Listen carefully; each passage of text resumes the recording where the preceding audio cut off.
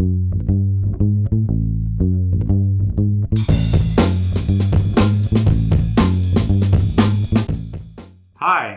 welcome to Revenue Marketing Television. I'm your host, Jeff Pedowitz, President and CEO of the Pedowitz Group.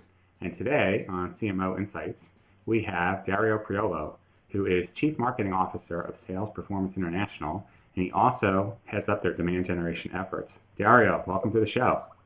Hi, Jeff. How are you? I'm doing great.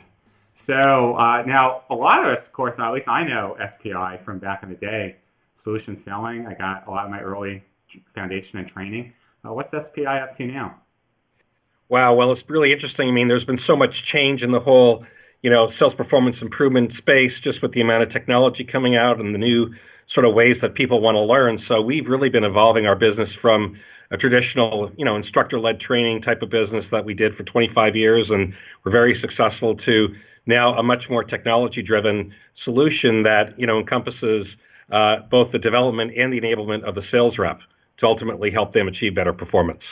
That's great. So what are some examples of, so if someone, say, took solution selling back 10, 15 years ago, how's the curriculum changed? What would a salesperson be doing today? Well, I think what we're able to do now is to really, really align more closely maybe with the competitive differentiators that our clients are trying to achieve. So many of them are undergoing some sort of change that's being driven by, maybe changes in the macro environment, changes in technology, changes in the competitive landscape. And as a result, they want to change. Now, some of the change aligns perfectly with maybe like a strategic or a solution selling methodology. Others doesn't, right? So what we're able to do is to really, understand how they want their sales organization to change, and then help them develop the right sales processes, and then really look at the organization and the roles necessary to execute. And once you break down sort of the organization and the roles, then it's about identifying the competencies that are necessary to be effective in those roles, and then assessing people against those competencies to determine, really the development plan, right? And that development plan, I mean, traditionally, maybe you think about this as being a 2-day instructor-led program that focuses on like maybe one methodology. Well, now what we've been able to do is to really break our learning library down into competency-based learning, and align it really with the individual needs of the salesperson. So it's a very, very different way now of delivering a solution that we think is a lot more efficient and a lot more effective for our clients. So much like what we're trying to do in marketing now, right? Tailor messages one-to-one. You're doing the same thing in sales. Absolutely. So now, do you find it interesting, because SPI, training company, so process-driven, do you find that gives you an advantage being the marketing executive there, having that culture? Very much so. I mean, naturally we're a sales culture. So, again, I've seen this evolution, but I mean, you have to be a revenue marketer in this space. So it's really, it really is. It's about understanding how your customers buy, and then aligning your marketing in order to enable them to buy from you, right? And then being able to smoothly hand off to the sales organization for them to, take your lead or opportunity to closure. Yeah, absolutely. So now you've had a lot of marketing roles over the years. Are you seeing how marketing's run changing? I mean, do you think that you're having to run marketing more like a business than, say, you used to 5 or 6 years ago? Yeah, absolutely. And I think, especially for people on my team, I mean, I inherited this team, and there were people, maybe we had designers and we had videographers, and they're thinking more about maybe like the craft of marketing and brand. And not that that isn't important, but it's really helping people understand how their individual marketing roles help to contribute to the growth of the company. So, for example, you can have a great designer, a great videographer, a great social media person, great demand generation people. They don't always see it that way. I mean, that's a big change for them, helping them really get that line of sight between their role and responsibility and the activity and the output that they create, to how that really helps to drive our business. Interesting. Now, you said you inherited the team. So what kind of skills do they have? What kind of skills are you bringing to them as you grow and change the structure? Well, it's interesting because solution selling was such a strong brand for so many years that the company really, their marketing was really referral based. New opportunities would come to them because so many people went through SPI programs. That started to change, around 2011, 2012. In fact, there were some, articles written in the Harvard Business Review around the death of solution selling and how because buyers have changed and solution selling is no longer relevant. Well, that's not necessarily true. But what it required SPI to do was to really change the way that they drove demand. I mean, those sort of like the referral stream, not that it completely dried up, but it did take a hit. So a lot of the disciplines that other types of, say, technology companies had adopted through, the latter half of maybe 2009, 2010, 2011, we had to implement at SPI. So things like, marketing, content marketing, search engine optimization, paid search, all these other types of programs, we had to bring them to this organization to, again, just help get the word out there, to generate demand, to help, again, align with people who are actually in the process of buying what we sell and to ultimately solve their problems. So now as you're changing marketing, what types of outcomes are you being asked to be accountable for? What are you measuring? Well, probably, most importantly, the thing that we measure is business that comes from new clients. So we call it new client, new business opportunities. That is sort of like ultimately what we are first and foremost accountable to. And with that, we back that up into pipe. So the amount of pipeline that we have to generate and how that pipeline moves through from opportunity to closure, that's critically important. And then from there, being able to back out the number of opportunities and the number of sales accepted leads. So my most, I guess, ultimate leading indicator, I look at traffic. Traffic's important. I look at marketing qualified leads. I look at sales accepted leads, but most importantly, I look at opportunities.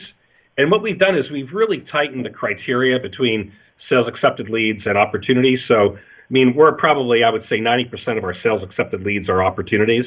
Wow. Because we vet them through, the marketing and demand generation team. And then we, again, it's tracking how those opportunities then translate into pipe for the business and then into bookings. Okay. So are you finding how you engage the customer is changing? I mean, do you have different types of programs that are aimed at different parts of the life cycle? Yeah, well, I mean, we look at sort of, the life cycle 4 ways. We look at creating demand, we look at winning deals, we look at managing accounts, and then we look at managing sort of the overall performance of a sales organization. So when we work with our clients, those are sort of like the 4 key streams that they're looking to us to help them solve. And, it's interesting because we're just sort of like a reflection of our clients. Everything that we do for our clients, we have to do for ourselves. I mean, if we don't get new opportunities in the top of the funnel, it doesn't matter how good we are at closing those opportunities, we're not going to hit our numbers. So it's really looking at that full sort of funnel and the full life cycle of the sale and the buying process and making sure that we're approaching it properly. So what are some of the processes that you're focusing on? Are they kind of the same, or are they changing? Or? Well, certainly, we brought in inbound pretty significantly, 24 months ago when I started working with the company. So really, developing thought-provoking content that aligns with the types of problems that we solve for our clients and, for example, redoing our website, search engine optimization of all of that content. And that's been great. That has definitely given us a very significant lift. Now, this year, what we kicked off was account-based marketing. So, when I think about it, I mean, in all that inbound is wonderful, but we don't have a whole lot of control over who comes in. And part of our value proposition is that we work extremely well with large global organizations. I mean, our largest client is a global 50 company. We're training 30,000 salespeople over the next 2 years with them. So what we do, in addition to all the inbound, because we'll take that all day, every day, is we have an account-based program now where we are really trying to pinpoint the companies that we want to do business with, either based on the fact that we have a good track record in their industry or there are certain triggers that, sort of lead to needs that we can solve. And again, we put in place that account-based marketing discipline to go after them in a very targeted way to, again, generate awareness, generate credibility, and hopefully, generate some discussions with them around how we can help. Yeah, a lot of clients that we're talking to are really focused now more on account-based marketing as part of their mix. So where does technology fit in with all this? How are you using it to help you scale?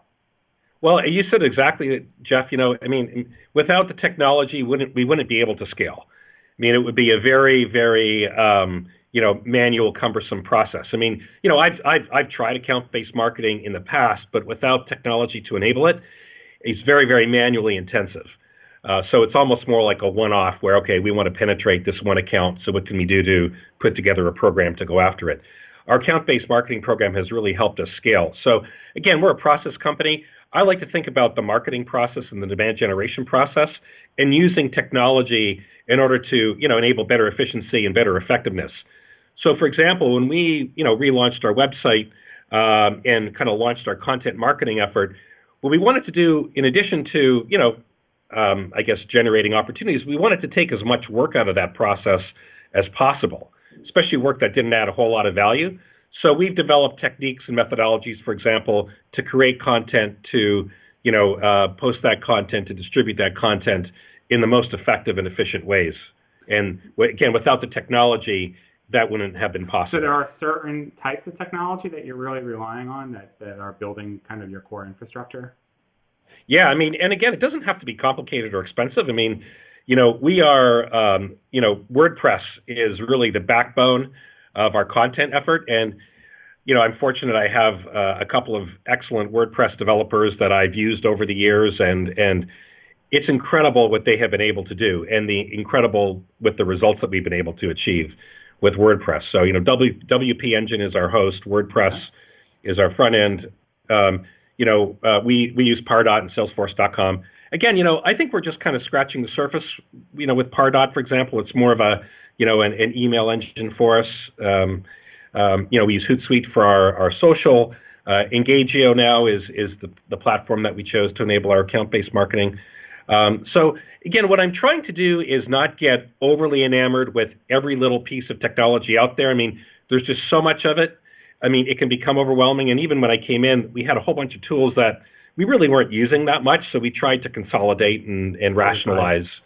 Yeah. I see a lot of people, they want to run out and buy the next great thing, but just a few good pieces, you could really get most of your marketing to run pretty effectively, I think.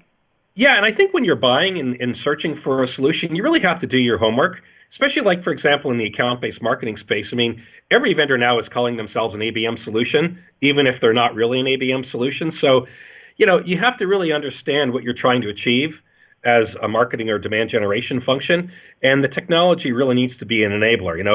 I don't like when the technology becomes sort of the leader and you start to, change the way that you're doing things to accommodate the technology. I just don't think that that's the way it's supposed to be. It should be more of a catalyst, right? It kind of gets you to revisit it, but you're not in business for the technology. The technology is actually helping you. Absolutely. Okay. So what advice would you give to a fellow marketing executive that's beginning their transformation? Where should they start? What should they focus on? Wow. Well, first and foremost, you have to understand your buyer. Okay. There's been a lot of talk about how buyer behavior has changed, but the question is, how has it changed? I've spent the bulk of my career in this industry, and I've probably interviewed now over 500 buyers, whether primarily doing win-loss reviews. I call them voice of the buyer interviews, and interviewing clients and key accounts. So that is so important because, it gives you a tremendous amount of insight into, not only why they buy, but how they buy and when they buy. And, based on that information, it's really helped me shape my strategy to align much more closely to their behaviors. And I think right now what's happened in the world of marketing is that marketing has become so technology driven that I think a lot of marketers have really lost sight of the customer. Most marketers have not even been on a sales call in their life. So I would really encourage people to, understand how, why, and when your buyers buy. And to do that, not by surveying them, because that's lazy. You have to get on the phone and you have to talk to them.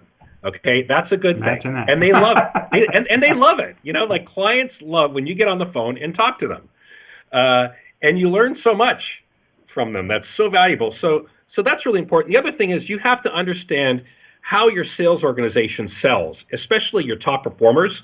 So, for example, if you're a new CMO coming into a role, it's so important to tap into your sales force, understand what makes your best salespeople successful, and understand how they interact with the customer, and then understand, the type of whatever content and tools that they use in order to be successful. And that gives you a tremendous amount of credibility with the sales team when you're coming in. When you take time, when you show interest in really wanting to understand, especially how the top performers do things, you get them on your side, and then they start to support you. That's fantastic advice, Dario. It's easy to see why you're so successful. Thank you for being on the show today, and wish you and SPI all the continued success. Thank you. Thanks, Jeff. It's been great. You bet.